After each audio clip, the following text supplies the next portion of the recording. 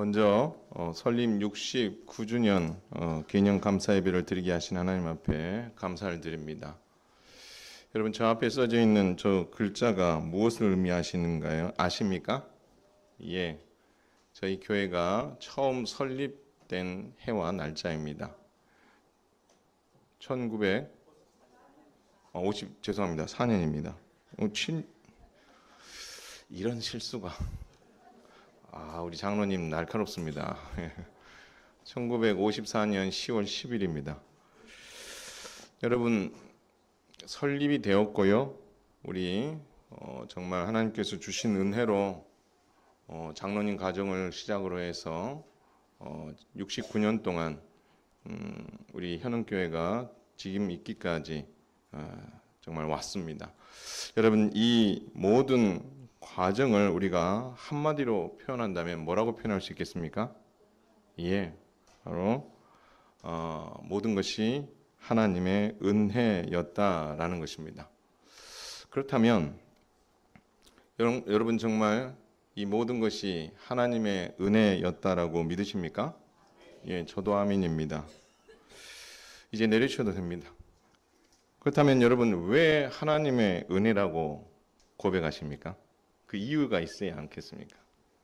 왜 하나님께서 69년 동안 이렇게 이끌어 주신 것이 하나님의 은혜인가? 뭐 여러 가지 이유가 있겠지만 우리도 그 이유에 대해서는 답을 좀 알고 있어야 되지 않겠습니까? 보통 우리는 69년이라는 그 시간이 존재했고 그 시간 동안 하나님께서 함께 해주셔서 이끌어 주셨기 때문에 하나님의 은혜다, 그렇게 우리가 말할 수 있습니다. 그렇다면 오늘은 그건 우리가 보편적으로 이야기할 수 있는 이야기고 하나님께서는 어떻게 말씀하고 있는지, 하나님께서는 왜 교회가 세워지고 69년이 되어진 이 모든 과정이 하나님의 은혜인지 그 이유를 성경은 말하고 있습니다. 한마디로 모든 것이 하나님의 은혜요, 앞으로 하나님의 은혜의 경륜을 우리가 찬양하도록 하기 위해 하나님께서는 성경을 통해서 우리가 은혜임을 알고 찬양해야 될 이유를 설명해 주고 있습니다. 바울은 에베소 교회에 보낸 편지에서 교회가 어떤 공동체인가라는 것을 충분하게 설명해 두었습니다. 특별히 성경 에베소서 6장까지의 내용 전체가 그것을 다루기도 하지만 시작부터 교회가 어떤 공동체인지를 좀 설명해 주고 있습니다. 여러분, 성경책 다 펴고 계시죠?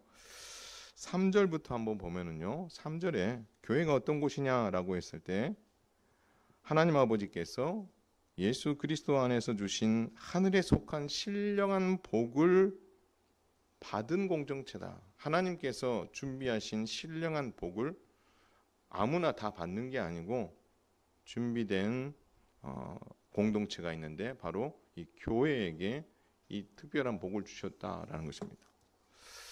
두 번째 4절에 보면은요, 교회가 어떤 곳이냐? 창세전에 예수 그리스도 안에서 선택받은 공동체다라는 것입니다. 아무나 들어오는 게 아니라는 거죠. 내가 돈이 있고 명예가 있고 세상에 살아가면서 나름의 어떤 지위와 명성이 있기 때문에 들어오는 것이 아니라, 한번 따라서 하겠습니다. 예수 그리스도 안에서 선택되었기 때문에. 뭐 됐다고요? 선택되었기 때문에. 그 공동체가 교회다라는 것입니다. 4절 뒷부분에 보면은 거룩하고 흠이 없는 공동체다라고 말합니다.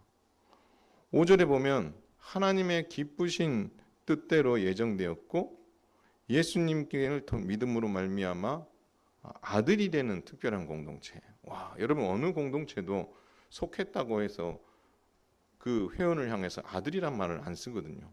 그런데 하나님께서 예수 그리스도를 믿는 자들을 아들이라고 불러준 공동체가 교회다. 그리고 예수 그리스도의 보배로운 피로 속량 죄사함 받은 공동체다. 이게 결정적인 거죠. 그리고 9절에서 11절에 보면 그리스도 안에서 때가 찬 경륜을 위해 예정하시어 기업이 된 공동체다. 그렇게 이야기하고 있습니다. 12절은 그리스도 안에서 하나님의 영광을 찬송하는 공동체가 교회다라고 말합니다. 13절은 말합니다. 복음을 듣고 예수 안에서 약속의 성령으로 인친심을 받은 공동체다. 복음을 듣고 예수님을 믿었어요. 그런데 성령님께서 너 하나님의 자녀야 라고 뭐 해줬다고요? 도장을 꽝 찍어준 사람만이 모이는 공동체가 교회다. 마지막 14절에 보면요, 성령님께서 기업을 보증하셔서 완전한 자유를 누리게 된 백성들의 모임이 교회다. 그렇게 이야기하고 있습니다. 들여다보면 정말 우리 교회라는 공동체가 세상의 공동체와 어떻게 다른지 확연하게 구분이 되는 것을 볼 수가 있습니다. 여러분, 이 근거 위에 바울은 이 모든 복을 받은 교회는 은혜를 찬송해야 함을 강조하고 있어요. 이 모든 것이 하나님의 은혜라는 거예요. 교회 공동체가 가지는 이 의미 안에 들여다보면 이 교회가 얼마나 은혜로운 공동체인지를 알 수 있다라는 것입니다. 그래서 오늘 현흥교회가 설립 69주년을 맞이한 것이 뜻깊고 감사한 이유는 69년 동안 존재해 왔다는 이유도 맞습니다. 그러나 69년보다도 훨씬 이전에 창세전에 하나님의 사랑과 기쁘신 뜻 안에서 계획하시고 예정하셨다가 때가 되어서 세워진 공동체이기 때문에 은혜로운 공동체다라는 것입니다. 우리가 뭔가 좀 해보자, 교회를 한번 만들어보자라고 해서 세워진 것이 아니라 이 세워지는 것이 언제적부터 69년이 아니라 창세전부터 예정되고 계획된 것이 때가 되어 세워지기 때문에 우리 현흥 공동체 교회라는 현흥 교회가 바로 은혜 69년의 시간이 은혜인 이유가 여기 있다라는 것입니다. 이미 하나님의 예정 속에 포함되었지만 예수 그리스도의 십자가와 보혈의 피로 속량 죄사함을 받아 세워졌기 때문에 또한 은혜인 거죠. 첫 번째 이유도 잘 생각해 보시고 두 번째 은혜도 두 번째 이유도 살펴보면 공통점이 하나씩 드러나게 되어 있을 거예요. 세 번째는 뭐냐면 성령님께서 인치셨고 도장을 찍어 주셨고 기업의 보증이 되어 주셔서 거룩하고 흠이 없어 자유를 얻고 누리게 해 주셨기 때문에 감사할 수 있다라는 것입니다. 따라서 우리가 속해 있는 현흥교회는 이처럼 삼위일체 하나님의 은혜로 세워진 공동체이기에 우리는 기뻐하고 감사할 수 있는 줄 믿으시길 바랍니다. 그래서 성부 하나님의 예정하심, 성자 예수님의 십자가의 죽으심과 보혈의 피의 능력, 그리고 성령님의 인치심과 보증으로 세워진 교회가 우리 현흥교회라는 사실. 여러분, 이것이 우리에게 은혜다라는 것입니다. 삼위 하나님께서 세워주셨기 때문에 은혜고, 더 나아가서 우리가 현흥교회로 69년 전에 세워져서 여기까지 오면서 에베소서 1장 3절에서 14절에 이야기했던 이 위대한 복을 받는 이 일들에 의해서 있어서 우리가 할 수 있는 일은 단 1도 없었다라는 겁니다. 우리가 교회 공동체 안에 들어오게 되고 69년의 시간이 흐르는 동안 여기까지 오게 된 모든 것을 살펴보면 이 일 속에 우리가 할 수 있는 일은 단 하나도 없었다. 교회가 처음 우리 현흥교회가 세워지는 그 일들 속에 우리가 할 수 있었던 일은 하나도 없었다. 더 나아가서 삼위 하나님이 하셨던 일이고 삼위 하나님께서 베풀어 주신 그 복을 우리가 받아 누린 그러한 존재들이기 때문에 우리 현흥교회가 69년 되었기 때문에 모든 것이 은혜인 것이기도 하지만 바로 이 삼위 하나님의 이 세심한 섭리와 은혜 가운데에 이 땅에 우리 현흥교회가 존재할 수 있기 때문에 우리가 모든 것이 하나님의 은혜였다라고 고백할 수 있다라는 사실입니다. 여러분, 이 사실을 믿으시기를 주님의 이름으로 축원을 드립니다. 그래서 69년이라는 시간이 짧은 시간이 아니지만 이 시간 함께 해주신 것도 정말 은혜인 건 맞아요. 그러나 근본적으로 우리 현흥교회가 존재하게 된 그 배경과 그 시작을 들여다보면 삼위 하나님이 행하신 일이기에 모든 것이 은혜다라는 것을 우리는 잊어서는 안 될 것 같습니다. 그렇다면 오늘 이제 현흥교회가 세워진 게 된 하나님의 예정과 경륜을 오늘 한번 성경을 통해서 한번 쭉 한번 살펴보겠습니다. 우리가 왜 우리 현흥교회가 69년이 되는 이 모든 것들이 은혜고, 왜 창세전부터 예비하신 이 하나님의 섭리가 우리로 정말 현흥교회로 있게 했고, 이 모든 것이 은혜라고 고백하게 되는지, 정말 앞서 우리가 살폈던 에베소서 1장 3절에서 14절이 말씀하는 것 말고도 성경 전체 큰 그림에서 교회에 대해서 우리 하나님께서 뭐라고 말씀하시는지를 한번 간략하게 한번 살펴보도록 하겠습니다. 하나님께서 아브라함을 부르셨습니다. 한번 읽어보겠습니다. 시작. 너는 너의 고향과 친척과 아버지의 집을 떠나 내가 내게 보여줄 땅으로 가라고 말씀하셨습니다. 하나님 찾아오셔서 말씀하셨죠. 그리고 그 가라고 하는 땅은 저 가나안 땅입니다. 그러나 아브라함이 있었던 땅은 오른쪽에 있는 우르라는 땅이고, 이 우르라는 땅에서 나름 영향력을 미치고 살았던 아브라함에게 하나님께서 난데없이 찾아오셔서 내가 내게 보여줄 땅으로 가라, 모든 거 내려놓고, 이 말 앞에 아브라함이 예스 하고 떠나게 되는 거죠. 자, 그렇다면 여러분 질문을 하나 해보도록 하겠습니다. 왜 하나님께서는 갈대아 우르에 살던 아브라함을 부르셔서 가나안 땅으로 인도하셨을까요? 왜 하나님께서 잘 살고 있는 사람 모든 것 다 내려놓고, 삶의 터전을 내려놓고 그 먼 가나안 땅으로 보내셨냐라는 겁니다. 왜 보내셨을까요? 여러분은 답을 다 알고 계십니다. 제가 여러분의 마음을 압니다. 저도 누군가가 질문을 하면요, 아는 것도 생각이 안 나요. 근데 답을 딱 이야기해 주냐면 이렇게 하거든요. 여러분, 왜 하나님께서 인도하셨냐면 답은 한 가지입니다. 바로 건국입니다. 따라서 하겠습니다. 나라를 세우기 위해서. 예, 나라를 세우기 위해서 그렇게 하셨어요. 여러분, 나라를 세운다. 그러면 아브라함에게 하나님께서 나라 세운다는 말을 하셨는가? 한번 살펴보죠. 자, 하나님께서 아브라함에게 처음 찾아오셨을 때 이렇게 이야기하십니다. 내가 너로 어떻게 한다고요? 큰 민족을 이루게 해주고 너는 복이 될 것이고 땅의 모든 족속이 너로 말미암아 뭘 받는다고요? 복을 얻게 되며 이 땅을 내 자손에게 주겠다. 하나님 그렇게 약속하셨어요. 여기서 나라와 관련된 중요한 키워드 두 개가 있습니다. 하나는 뭐죠? 민족이라는 거고, 하나는 뭐예요? 땅이라는 거예요. 자, 그런데 하나님께서 그 말씀만 하셨고 나라 이야기는 안 하셨느냐? 아닙니다. 창세기 18장에 보면 읽습니다. 시작. 아브라함이 광대한 나라가 되고 천하 만민은 그로 말미암아 복을 받게 될 것이 아니냐. 여러분, 아브라함이 뭐가 된다고요? 강대한 나라가 된대요. 민족을 뛰어넘어 나라가 된다. 그렇게 이야기하고 있습니다. 그러니까 하나님께서 아브라함을 찾아오신 진짜 이유는 결국 나라를 세우기 위한 거예요. 그러면 어떤 나라를 세우려고 하느냐라고 했을 때에 그 나라 이름을 출애굽기 19장은 뭐라고 했냐면, 한번 읽겠습니다. 시작. 제사장 나라.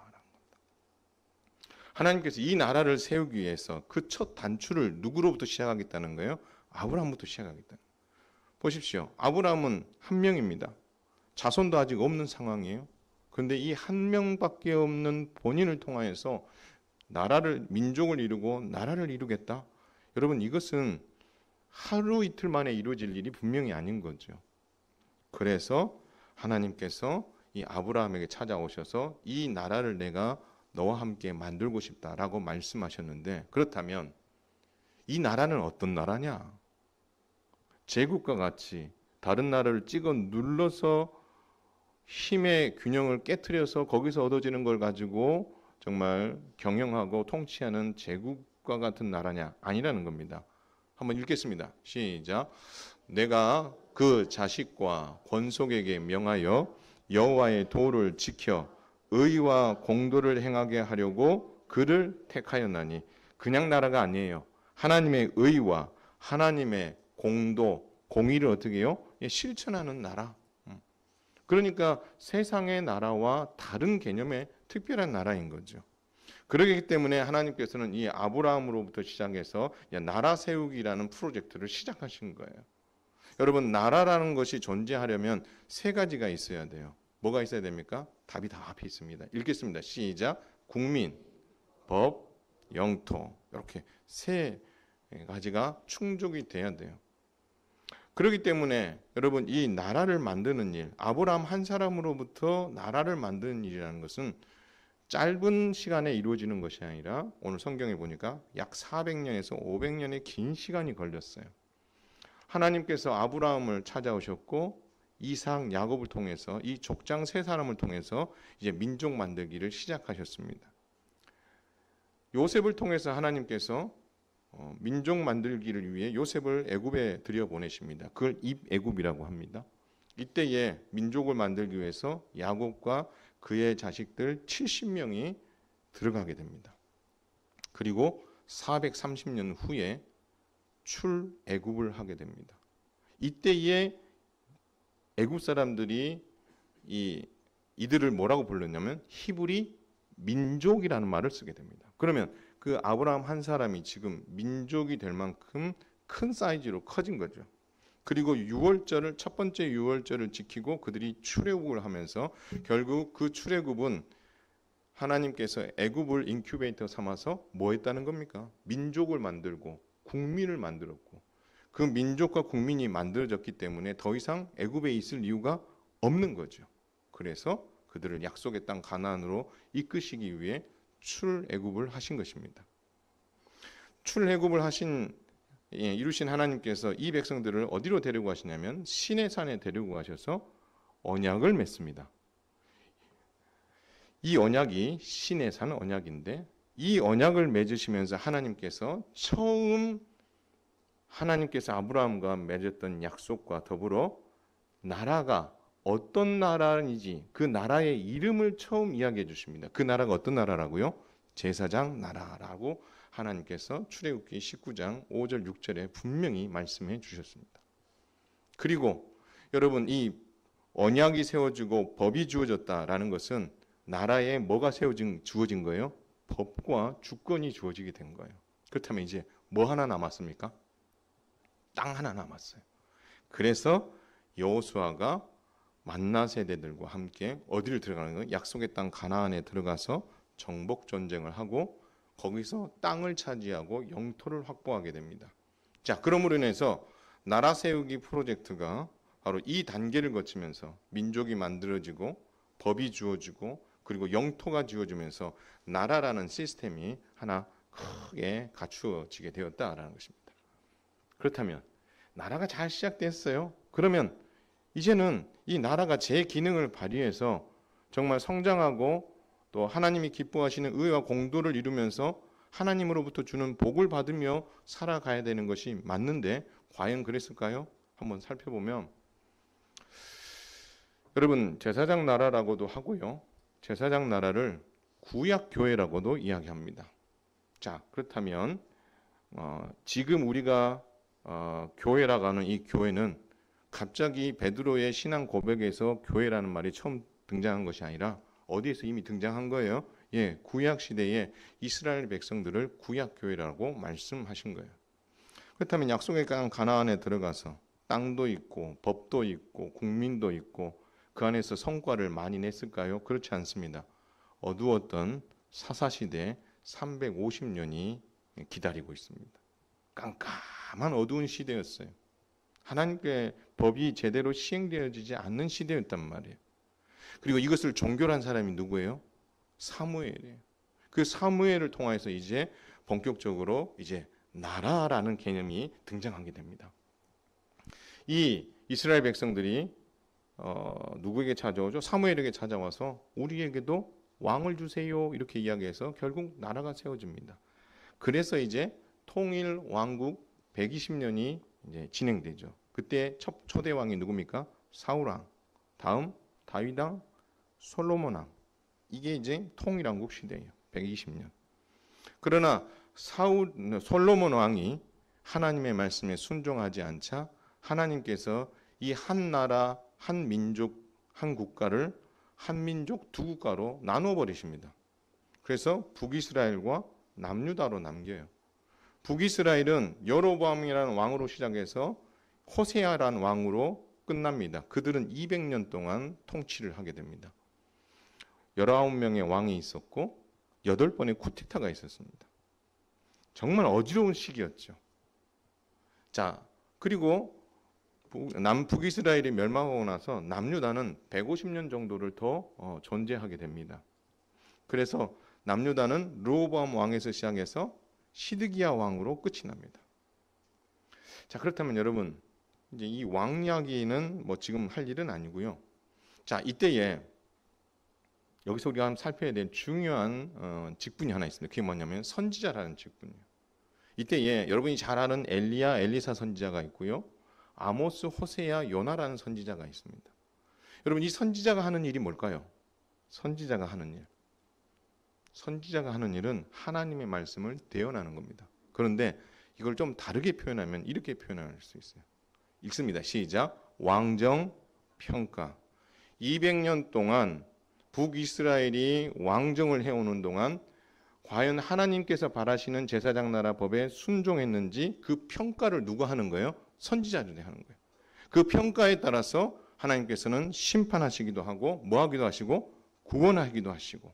그런데 결국 200년 만에 북이스라엘을 선지자들이 평가해 본 결과 결론이 어떻게 나냐면 심판으로 결론이 납니다. 그래서 북이스라엘은 아수르라는 제국에 의해서 722년에 멸망하게 되고 그 아수르라는 제국 때문에 생겨난 사람들이 이름이 뭐냐면 한번 따라서 하겠습니다. 사마리아인. 예. 그럼 결국 북이스라엘은 하나님의 뜻에 순종하지 않아서 멸망당했고 그것으로 인해서 사마리아인이라는 아픈 역사를 남기게 되었다라는 것입니다. 그러면 남유다는 어떻게 했느냐?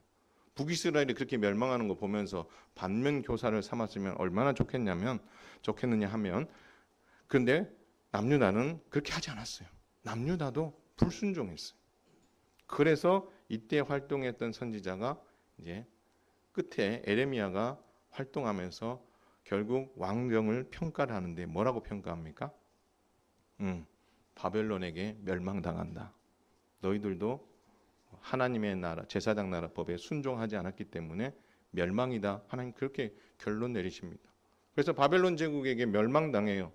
바벨론 제국에 멸망당하면서 이 남유다 백성들이 이제 무엇으로 탈바꿈하게 되면 그때 유대인이란 말이 나오게 돼요. 성경에 유대인이란 말 나오죠, 그렇죠? 그 유대인이 저기서 나온 거예요.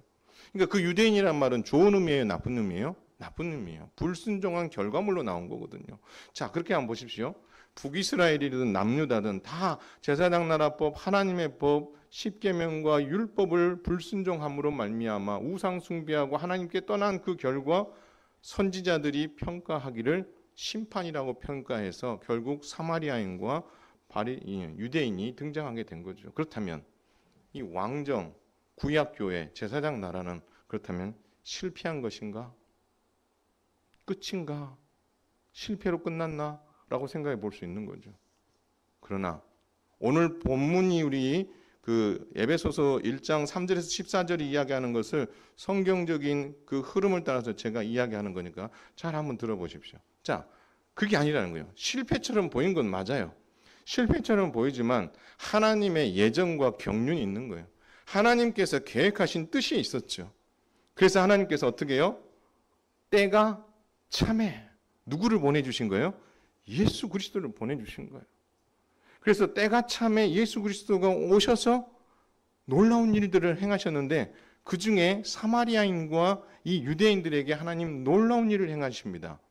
여러분, 아수르 제국에게 멸망당하며 생겼던 이 사마리아인들 800년 후에 예수님께서 이들을 찾아가십니다. 대표적인 게 누구를 찾아가죠?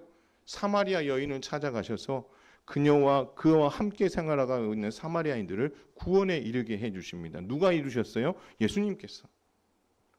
또한 바벨론 제국에 의해서 멸망당하며 생겼었던 이 유대인들 그리고 예수 그리스도를 계속해서 반대했었던 그들을 하나님께서는 포기하지 않으시고 600년 후에 세리 마태 유대인 아닙니까?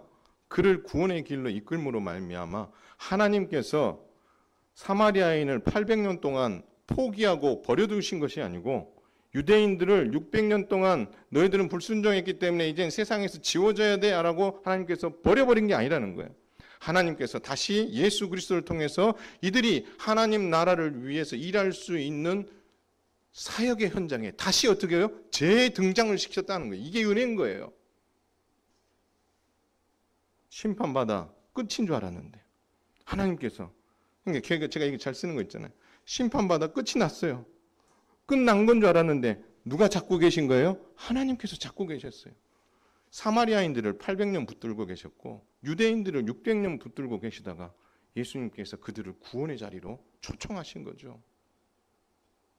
그러면서 예수님께서 승천하시면서 하신 말씀이, 지상명령이 뭡니까?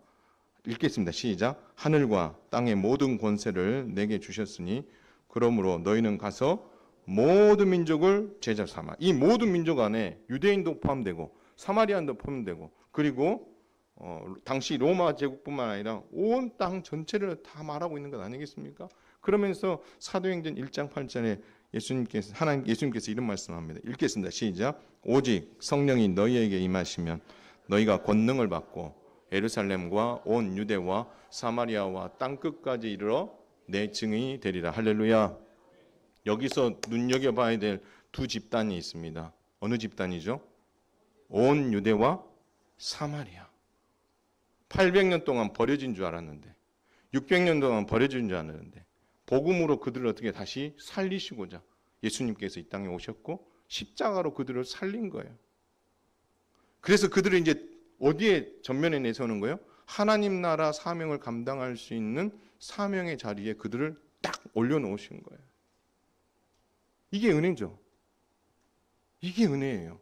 실패하고 무너지고 망한 줄 알았는데 하나님께서 예수 그리스도를 통해서 다시 그들을 어떻게 해요? 살리셔서 다시 사명을 감당할 수 있는 자리를 어떻게 해요? 내보내셨다라는 겁니다. 이게 은혜라는 거예요. 그래서 이 사명을 쫓아서 이제 열심히 수고했었던 사람이 누굽니까? 바나바 전도팀이 생겼고 바울 전도팀이 생겼죠. 바울은 1, 2, 3차 전도 여행을 했습니다. 아시아를 넘어서 유럽으로 넘어갔습니다. 그리고 교회를 세우고 지도자를 세웠습니다. 그리고 선지서를 무려 13개를 썼어요. 여러분, 이렇게 하나님 나라를 위해서, 복음을 위해서 그들이 헌신하는 거죠. 그래서 여러분 보세요. 유대인들을 복음 안으로 들어오게 하시고 사마리아인을 복음 안에 들어오게 하시고 이제는 이방인들도 복음 안에 들어오게 하는 일에 사도들이 헌신하게 되는 거죠. 여러분, 이것은요 기적 같은 일이고 이 복음 안에 들어오게 됨으로 그들이 어느 공동체 안에 들어오게 된 거예요? 교회라는 공동체 안에 들어오게 된 거다라는 것입니다. 근데 중요한 것은 바울이 그리고 사도들이 많은 선지자를 썼어요. 아까 선지자들이 했던 일이 왕정을 평가했다고 그랬어요. 사도들이 했던 일 중에 하나는 당시의 교회를 평가하는 일을 합니다. 연약한 교회들을 평가하고 그들을 바로 세우는 일을 하는 거죠. 바울 서신에서 연약한 교회의 대표적인 게 어느 교회에 있습니까? 고린도, 갈라디아, 로마, 에베소, 빌립보, 골로새, 데살로니가 모든 교회가 다 연약하고 구약교회로 보면 실패한 것처럼 보이는 하나님의 말씀에서 떠나버린 그런 모습들이 너무나 많았던 거죠. 그래서 바울이 거기에 서신서를 쓴 거예요. 요한서신에 보면, 요한계시록에 보면 여러분 에베소 교회, 그리고 버가모 교회, 사대 교회, 두아디라 교회, 라오디게아 교회 7개의 교회 중에 5개의 교회가 실패한 이야기들을 기록하고 있거든요. 연약함. 그래서 이 두 사도가 평가하기를 그 당시의 교회가 이렇게 연약한 그런 모습이다라는 것을 평가하고 공개해버린 거죠. 그렇다면 실패한 그들 더 이상 사역의 자리에, 사명의 자리에 설 수 없습니까? 아닙니다. 하나님께서 예비하시고 준비하신 경륜과 사명이 있는 거죠. 그들을 다시 어디요? 그 자리로 들여보내십니다. 사명의 자리로 그들을 어떻게 해요? 예수 그리스도의 복음의 능력으로 그들을 다시 사명의 자리로 들여보내시는 거죠. 그래서 복음 2세대들을 감당하기 위해서 디모데와 디도를 다시 지도자로 세워 이 교회가 다시 사명의 자리에 갈 수 있도록 어떻게 해요? 시동 거는 일을, 힘을 불어넣는 일을 이 두 사도들을 통해서 그 일을 하는 것 아니겠습니까? 요한계시록에 소아시아 7교회가 있습니다. 그 소아시아 7교회가 선한 싸움을 싸우고 최후 승리를 확신하며 살아갈 수 있도록 요한계시록을 기록해줘서 너희들 실패한 것도 있지만 실패의 늪에 완전히 사로잡혀서 거기서 헤어나지 못할 것이 아니라 예수 그리스도를 믿고 그분의 선한 싸움을 싸우는 일에 헌신을 하고 최후 승리를 확신하면서 너희들이 다시 뭐 해야 된다는 거예요? 사명의 자리에 선봉에 너희들이 서야 된다. 너희가 지금은 실패한 것처럼 보이지만 다시 하나님은 그 자리에 서기를 원한다. 그 이야기하면서 복음 2세대에게 두 사도들을 보내고 그리고 요한계시록에 이 소아시아 7교회에게 그 일들을 감당하라고 사명의 앞 자리에 그들을 다시 내어놓는 그 일들을 감당했다라는 겁니다. 실패한 것처럼 보이는데 하나님의 은혜와 능력으로 그들 다시 어떻게 해요? 사명의 자리에 서게 하신 거예요. 보세요. 구약교회도 실패했다가 하나님께서 그들을 다시 그리스도 안에서 살려 사명의 자리로 내보내셨던 하나님. 사도들을 통해서 세워진 교회가 실패했지만 하나님께서는 실패한 것처럼 보이는 그 교회를 다시 어떻게 해요? 선한 싸움을 싸울 수 있도록 사명의 자리에 그들을 다시 내보내시는 그 하나님의 은혜와 섭리. 여러분, 이 은혜와 섭리가 있었기 때문에 2000년 후에 우리 현흥교회가 이 사명의 자리에 설 수 있게 된 줄 믿으시길 바랍니다. 그래서 여러분들이 이 부분들에 대해서 깊이 헤아려야 되는 게 우리 현흥교회가 69년이라는 그 시간들 동안 여기에 존재한 것 때문에도 감사하지만 하나님께서 교회를 처음 구약교회를 세우시고 실패한 그들을 사명의 자리로 그리고 정말 예수 그리스도 안에서 세워진 이 교회가 사도들을 통해서 세워지고 실패해 보이는 그 교회들이 다시 사도들을 통해서 사명의 자리로 서게는 이 실패와 성공의 이 그림이 지금 계속해서 반복되어지는 가운데에 우리 하나님께서는 교회의 머리 되신 그리스도께서는 이 교회들을 끝까지 붙잡으셔서 언제든지 실패한 그들을 다시 정말 회복시키셔서 사명의 자리에 올려주시는 은혜가 있었기 때문에 초대교회가 존재할 수 있었고 지금 우리 현흥교회가 존재할 수 있게 된 줄 믿으시기를 주님의 이름으로 축원을 드립니다. 그렇게 보았다면 하나님께서 69년 전 현흥교회를 세우시고 여기까지 이끈 것만이 아니라 창세 전에 예정하시고 2000년의 세월 동안 제사장 나라 구약교회를 넘어 예수님의 십자가와 부활로 이 땅에 남겨진 교회가 지상명령을 감당할 결과 다시 2000년 후 현흥교회가 설립되어 여기까지 왔다라는 것. 우리의 역사는 69년이 아니라 창세 전으로 거슬러 올라가고 구약교회로 거슬러 올라가고 신약교회의 출발로 거슬러 올라간다면 우리가 존재하게 된 그 출발점이 정말 하나님의 은혜에서 출발되었고 우리가 69년 동안 여기까지 온 것이 하나님의 은혜가 아닐 수 없다라는 것입니다. 중요한 것은 69년의 시간과 지난 과정입니다. 구약교회와 제사장 나라도 결국 실패하여 망하고 포로가 되기도 했지만 하나님의 본심은 그들을 다시 살려서 사명을 감당하는 데 있었다라는 것입니다. 실패와 아픔의 역사도 있었고 승리와 영광의 역사도 있었다라는 것입니다. 늘 승리와 영광의 역사만 있었던 게 아니라는 거예요. 실패의 역사도 있었다는 거예요. 그것이 공존했다는 거예요. 이는 여러 시대에 다양한 모양으로 존재해왔고 지금도 반복되고 있다라는 것입니다.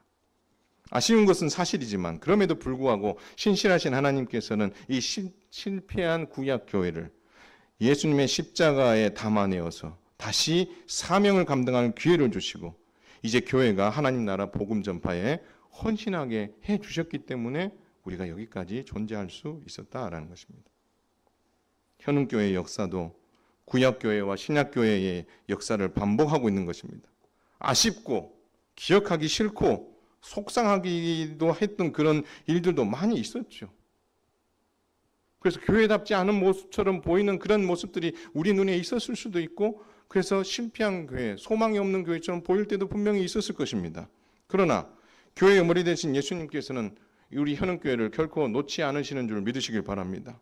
그래서 끝까지 붙드셨기에 그렇게 연약하고 실패한 모습이 있었음에도 불구하고 그들을 다시 돌이키시고 다시 사명의 자리에 서게 해주시는 하나님의 은혜가 있었기 때문에 사람의 생각을 바꾸시고 삶의 스타일을 바꾸시고 상한 마음을 치료하시고 회복해 하시는 그 하나님의 놀라운 은혜가 있었기 때문에 우리가 다시 한번 사명의 자리에 서게 되고 그렇게 실패와 성공의 은혜의 그 모든 어떤 과정들을 그렇게 69년 동안 점철해 오면 과정 속에 우리가 지금 여기까지 오게 된 것이 교회의 머리 되신 예수님과 하나님의 예정 때문에 주어지는 은혜라는 것을 여러분 잊지 않으시기를 주님의 이름으로 축원을 드립니다. 말씀을 맺습니다. 사랑하는 성도 여러분, 우린 아픈 역사에 머물러 있어서는 안 됩니다. 훌훌 털고 일어나시기를 바랍니다. 아픔과 상처의 덫에 걸려 꼼짝 못하고 있다면 교회의 머리 되신 예수님께 구하고 찾으시고 그것을 풀고 일어나기 위해서 몸부림쳐 보시기를 바랍니다. 힘들죠? 힘들지 않은 게 어디 있습니까? 그 내 아픔과 상처를 완전히 회복시키는 건 힘들어요. 왜요? 그건 언젠가 상처는 다 남게 있게 돼 있고 흔적은 남게 돼 있기 때문에. 그렇다고 해서 우리가 포기할 수 있느냐? 아니라는 거예요. 일어나서 벗어나게 되면 하나님으로부터 그리스도로부터 큰 위로와 자유가 우리 앞에 놓여 있기 때문에 우리가 자유하고 그것을 누리기 위해서는 우리가 벗어나고 극복해야 되는 수고를 해야 되는 거죠. 우리 하나님께서는 벗어나고 싶어 하시는 거예요. 벗어나서 일어나서 다시 사명의 자리에 서기를 우리 하나님께서는 고대하고 계신다라는 것입니다. 그리고 우리 하나님께서는 우리가 앞으로 행하실 하나님의 그 경륜과 구원 역사에 동참하면서 모든 것이 하나님의 은혜입니다라는 것을 지금만이 아니라 앞으로도 매해 우리가 그 고백을 하나님 하기를 바라고 계신다는 사실을 우리는 잊어서는 안 될 것입니다. 여러분, 이것이 내가 살고 가정이 살고 교회가 사는 길임을 믿으시길 바랍니다. 하나님께서 교회의 머리 되신 예수님께서 기뻐하실 일이라는 것을 잊지 마시기를 바랍니다. 하나님께서 앞으로 이루실 은혜의 구원 역사의 현장에서 여러분의 모습이 보여지기를 주님의 이름으로 축원을 드립니다. 그래서 행복한 모습으로 여러분 신앙생활 했으면 좋겠어요.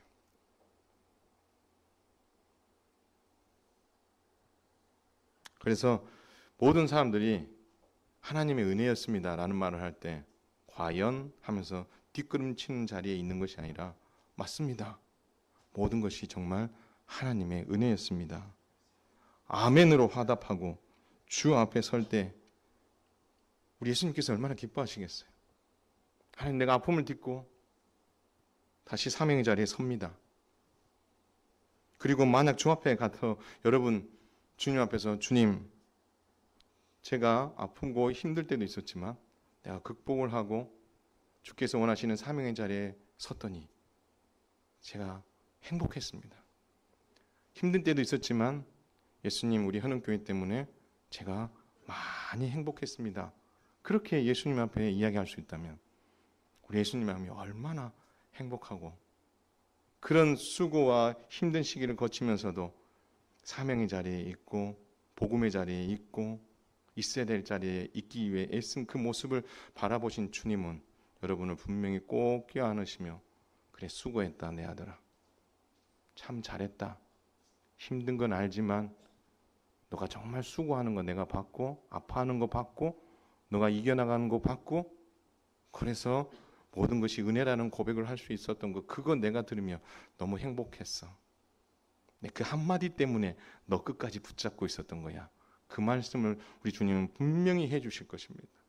그것으로 인하여서 그것에 대한 기대감을 가지고 주님이 바라시는 그 사명의 자리에서 우뚝 서갈 수 있는, 그래서 이 69주년이 여러분의 신앙의 새로운 변화와 또 개혁의 또 새로운 출발의 정점이 될 수 있고 시작점이 될 수 있게 되기를 주님의 이름으로 축원을 드립니다.